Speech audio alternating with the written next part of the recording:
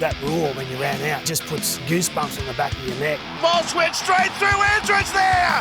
He's just forever looking for an opportunity. Exhilarating football. That's a good sign of a good team. Accelerates and punches through them. And he's only going to get better. And the hammer stands them up. And Queensland going to do it again.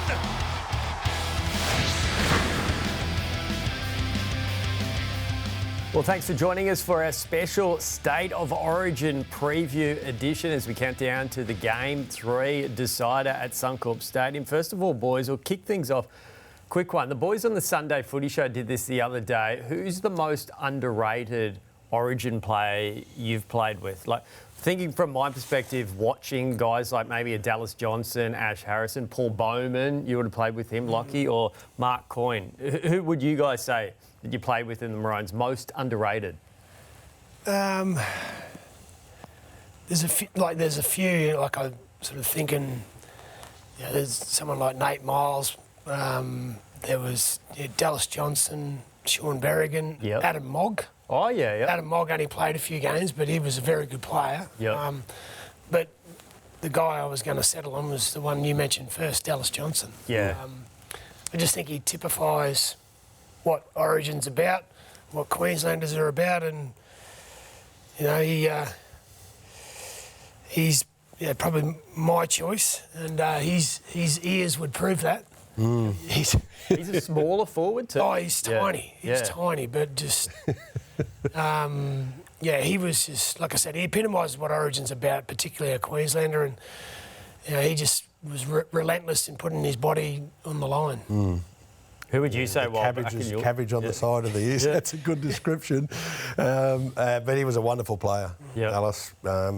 He was a sort of bloke that if you had have asked everybody in the team about who they want with him next time, he'd come to the fore. But there's also another one, Greg Canescu.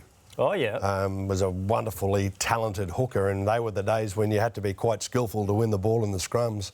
The Turtle, he was never going to outpace even an opposition prop, but his creative skills were quite remarkable.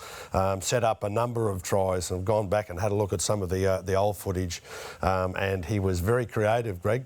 Didn't get a lot of credit for it, and was playing in the days when the ball used to go somewhere near the centre of the scrum, and he had to do his best to win it, to provide possession for his side. So those two guys, Johnson was quite remarkable. He was just one of those guys that everybody wanted to have in the team. Was he Turtle because he was so slow, Greg Canescu? Yeah. That was one of the reasons he was called Turtle. The other one we can't mention, but he wasn't the swiftest player on the field.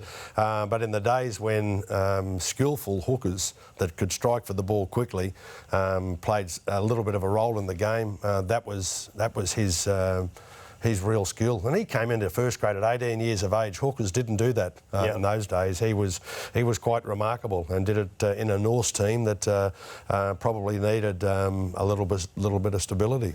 Yeah, because we go back to that, like there was obviously the scrums whereas the ball went in the middle and you contested it. But when you played the football, you could strike at the ball and get it back. Yes, yeah. And Turtle was pretty good at that. Yeah, he had a real skill. You're right, Lockie. He came up with those things, and used to sort of see him sit there. He was a really quiet sort of a guy before and during a game. After, he'd sort of self-assess and be quite disappointed if he got beaten in the scrums.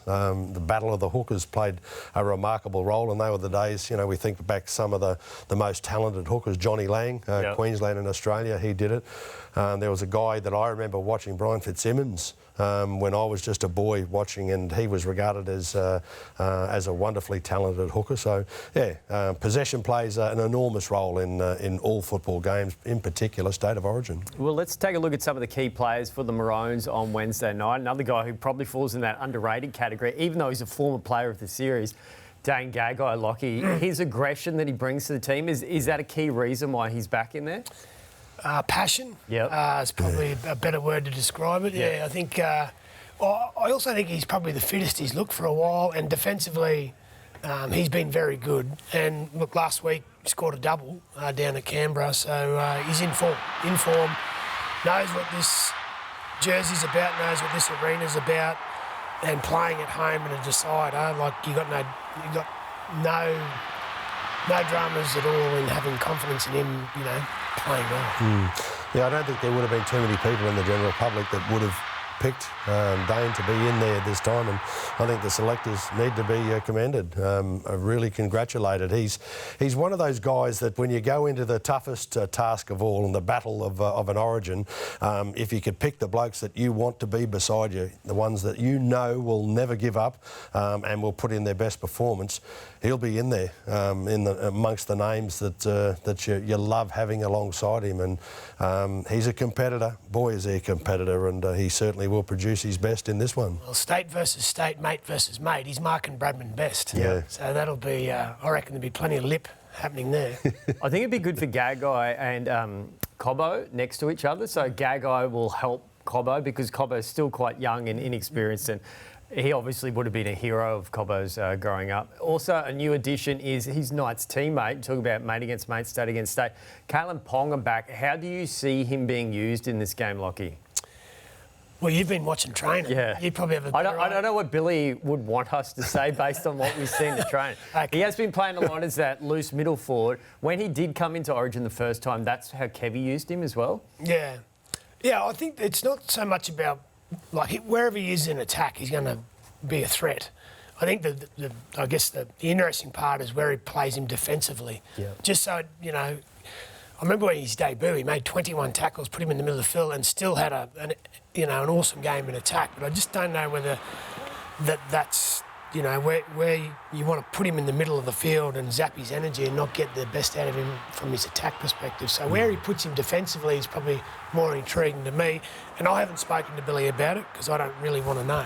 Yeah, leave it as a surprise. Surprise, yeah. But he'll get time out in the field, that's for sure. And it'll be interesting to see how they use Reece and Kalyn together. Yeah.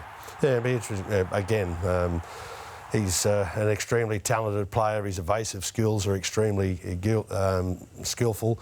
But yeah, it's the biggest question of all is where and when he's going to be used, and I see this as a real standout feature for Queensland. Yeah. We've got people that are fairly close to the Queensland side that aren't all that aware.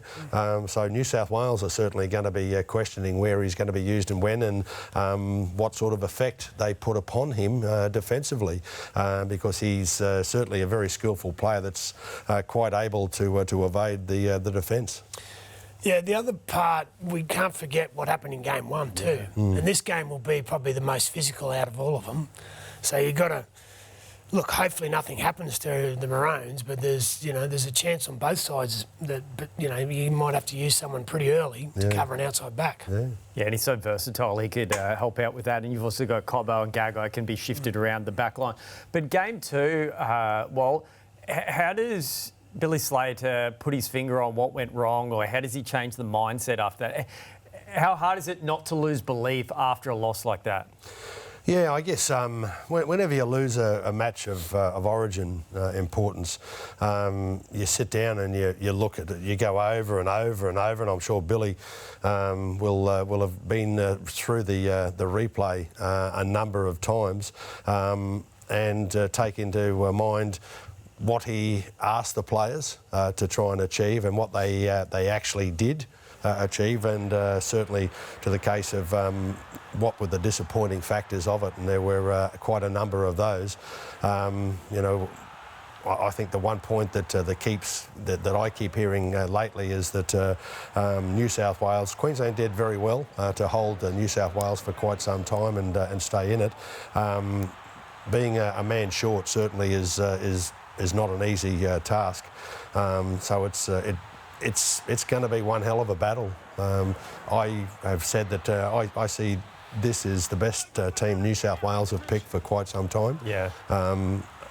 Obviously, the selectors and the coach have sat down and worked on things.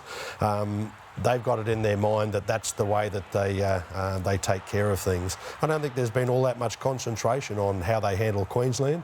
They'll be very confident, hopefully overconfident, but it'll be a job that's easier said than done. Well, look, New South Wales put a line through game one. They had 12 men, right? You got to pretty much put a line through game two for us, even though we had 13 out there at all times. Did we? We didn't get a sin bin, did we? No. No. We just got to put a line through it. But the one thing I'd look at is from the time the kickoff was kicked until they got their first points with the Liam Martin try, go through that and then work out where, we got ourselves in that situation because we got all those 6 agains that just chewed up our gas, and from that point on it was just one side of the fair. But other than put a line through it, I'd look at that first sort of 10, 15 minutes until Liam Martin scores and find out what we could have done differently to change the situation. Yeah, exactly, Lockie. And it was almost like a boxer that had been put on his backside in the opening minute or 2 minutes of the fight and was trying to stay in the contest, try and stay involved in it. They were courageous. They had a go. They never gave up. But it's certainly it's imperative that we get a much better start than that this time around. Especially the game at Suncorp Stadium. How important is that with the crowd to start fast and all of a sudden you've almost got an extra man? Yeah, well, you got to give the crowd something to cheer about. Like they'll cheer when you run out, they'll cheer after the anthem, they'll get you going early, but in return you've got to keep them in the game. So aggression early, good kick chase, all those effort areas that are really important to the contest. The crowd appreciate that, and they'll keep cheering as long as you give them something to cheer about. What did you do while maybe try and put a tackle on or that sort of thing early on in the game to try and get the crowd involved? Well, it pretty much would depend on how we were confidence-wise, and I'm sure it'd be the same for Lockie. One of the jobs that you have as captain is just having a look around the room, seeing the mood that the players are in. Usually there was sort of half of the team that were a little bit nervous, and then you had a couple of them that were extremely over the top, where they were a bit worried about their performances. And I think that's where it used to be a lot of fun going to those guys and dangling the carrot in front of them, trying to offer them the opportunity, tell them, remind them how good they are, what they can do, what they're quite capable of, why they've deserved their selection in the side, and remind them of the importance of the game that they're playing in. And they're playing in, perhaps for those that are new selections, the biggest game of their life. But don't let that overawe get over the top of you. Just fit in. They've certainly been able to do it and take confidence into a game of this importance. They don't come much better. Well, I remember watching, yourself playing the torpedo punt down the sideline into touch. Right, you used to get rewarded for that because you'd have a scrum where you could maybe get the ball back. It's not like that anymore, but that used to get the crowd going. But you can still do that with an early kick, get a good kick chase, pin them down on their try line. That's when everyone gets a bit excited. Yeah, and I often wonder, Billy will have the plan, but I often find that when you're up against a team that's super confident, it's a good idea and a lot of fun to keep turning them around. If they're racing up out of the defensive line to try and get to you turn them around, put it as deep inside their own territory as possible, and make the first 2 or 3 tackles of each set in particular very effective, so that they don't get to make territory. And if they're sort of on the bones of their backside, trying to get out of that territory, then you've sort of got the job that you've had in mind in place, and it doesn't guarantee the outcome of the match, but it certainly allows you to take a little bit more control than that would be offered to you from them. Do you think the referee can get intimidated a bit by the Suncorp crowd? Wall was the expert at it, but do you think look, I've got no doubt even when you call them a club game, if the crowd gets, they get pretty noisy about, offside, eventually I feel like I'm not saying that, but eventually they do. They eventually blow the whistle. So the crowd can play its part. I don't think that intimidates the referee, but it definitely in the back of the referee's mind, if the crowd's making noises about stuff, then they're probably more aware of looking at it. Yep.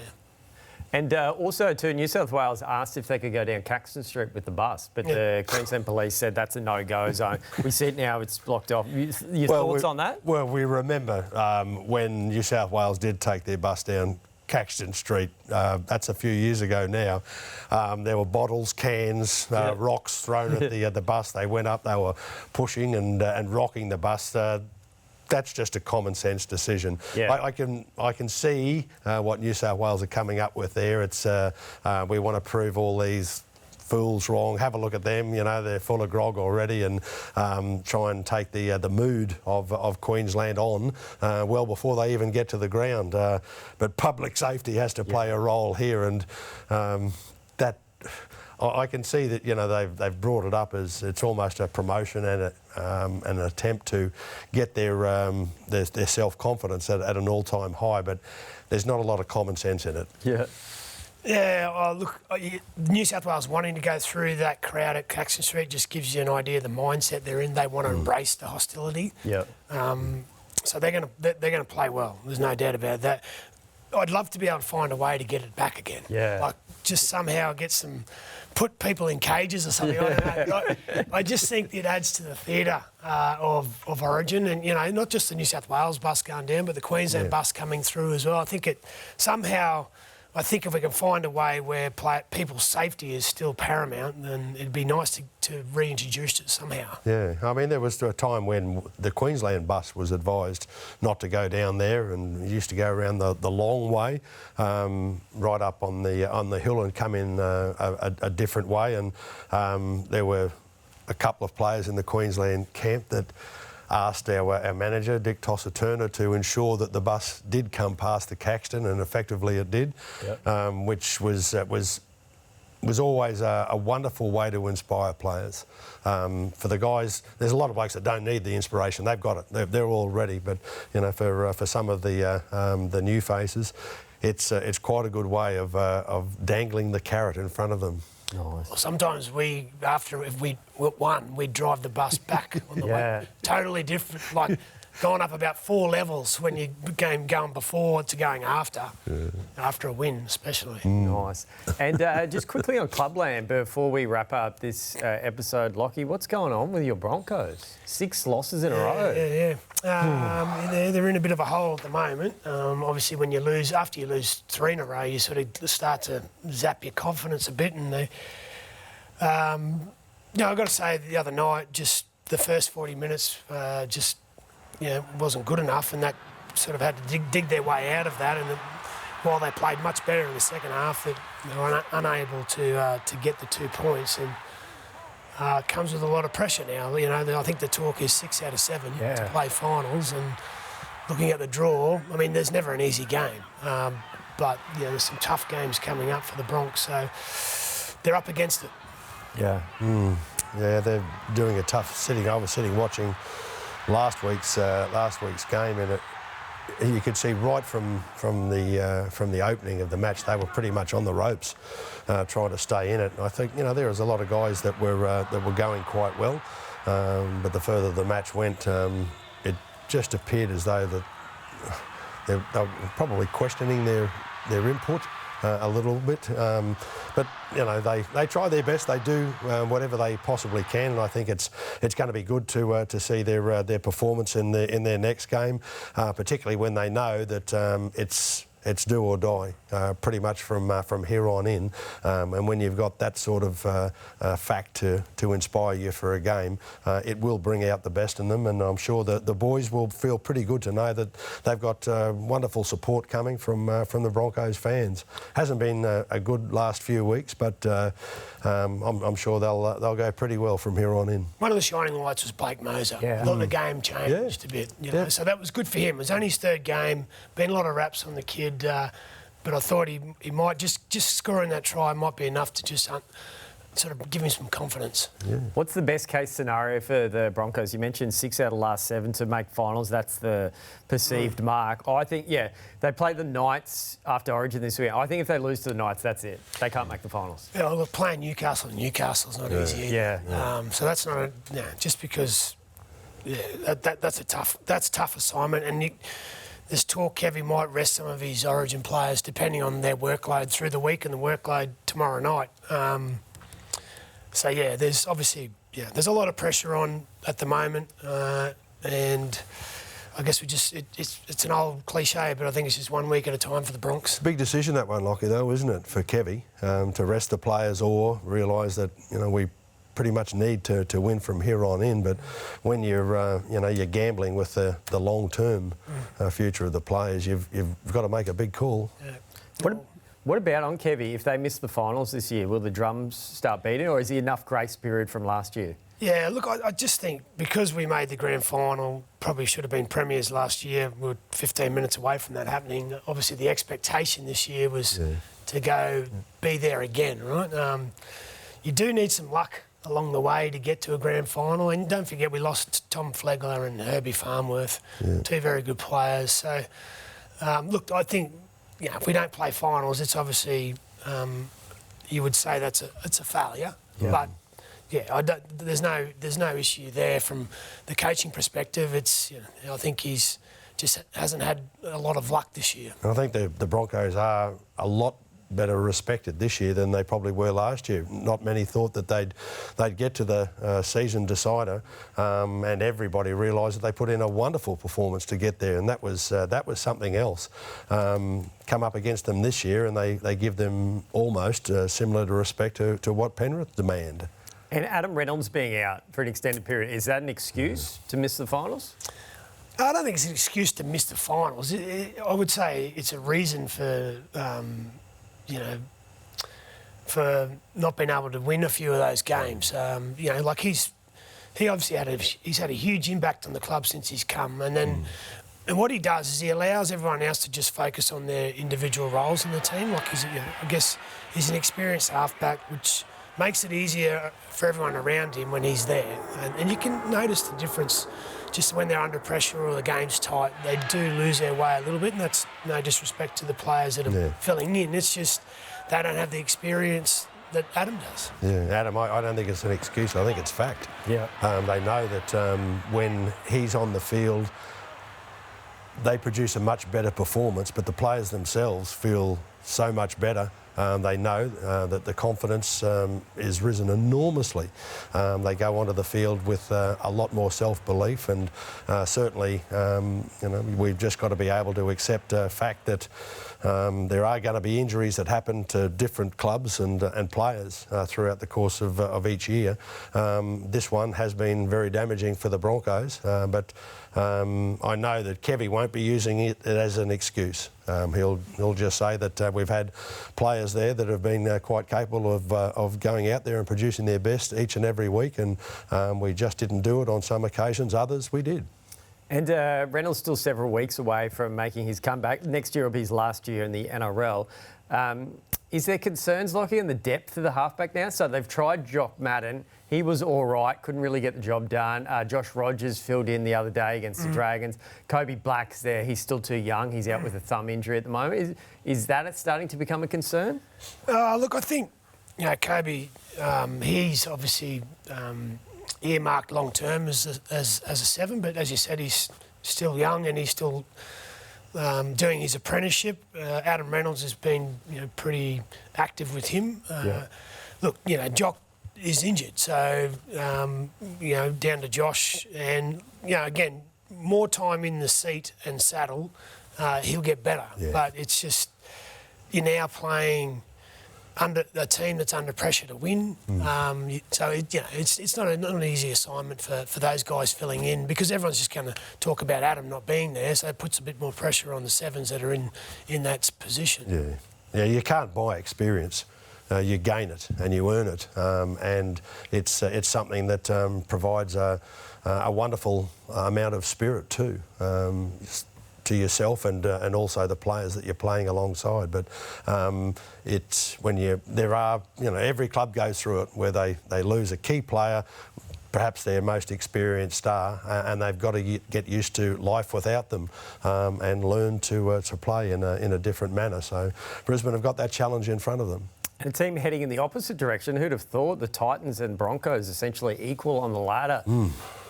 Desi plays Manly this weekend for the first time since leaving. How much would he be loving that one, Lockie? Yeah, that'll be huge. I think just given his history at Manly, Manly were outstanding last weekend against the Knights.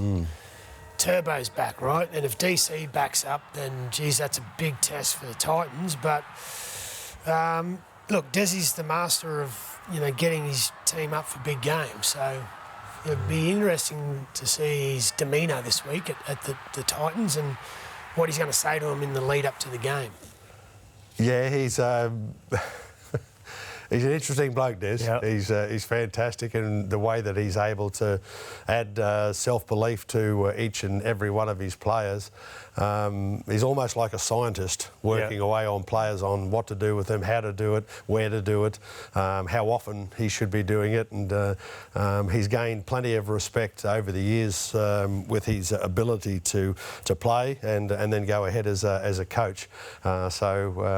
I'm sure things will be pretty comfortable under his guidance. And just finally too, on the Dolphins, good win for them on the weekend over the Rabbitohs. Actually, one of the Dolphins fans is a fan of our show, Queenslander. Hayden, his name was. I saw him at KO Stadium the other day. He had one of those old school Redcliffe Pepsi jerseys from, I think, the late 90s. Yeah. So I told him I'd give him a shout out. I saw him and his partner. They loved watching the show. But just finally on the Dolphins, do you think they've got enough momentum heading into the back end of the season? Because they've got a tough draw, and also dealing with the talk, Wayne's distracted, already coaching the Rabbitohs. Oh, I don't think the Wayne thing's going to be a distraction for him. If anything, they're probably saying, well, look, let's try and send him off the best way possible. So they might use it as motivation. Look, I think, again, it's like I feel like they're lacking. I mean, when Hammer gets back, that might be the X factor they're missing when he's not there. Like they get you in the arm wrestle, they just play the percentages, and they're winning, more games than they're losing. But to beat some of those better teams, they've got to find, and I think Tavita might be able to provide that with his offloads. So offloads with second phase play and throw Hammer in there. Maybe they can upset a few of the big teams at the back end. Yeah, and they've got a pretty handy bloke behind them to make sure that they're in the right frame of mind for each game. Hammer, it'll be interesting to see him performing. But look, I don't know whether I'm any different, but I think that they're going to finish the season okay. Yeah. Bennett's guidance has been wonderful. I certainly appreciated, what I learnt under him. I'm sure Lockie's exactly the same. And it's not just you're not just taught about football. You're taught about your mental approach, the way that you should go into it, and the positives and negatives that play a role in each and every game. And I think when they get to a position where it's quite necessary that they win the games to give them a great chance of being there at the business end of the season. And Bennett's been around that long now. I don't think he needs to go to bite out of a shop. He's pretty much got it down pat, and he will dangle the carrot in front of each and every player. I think the big one for the Dolphins, if you look forward to their draw, the second last round of the regular season, they play the Broncos at Suncorp Stadium. So to me, that could loom as a game if the Dolphins need to win that to get into the finals. And wouldn't the Broncos love to beat them if they were out of finals contention to keep them out?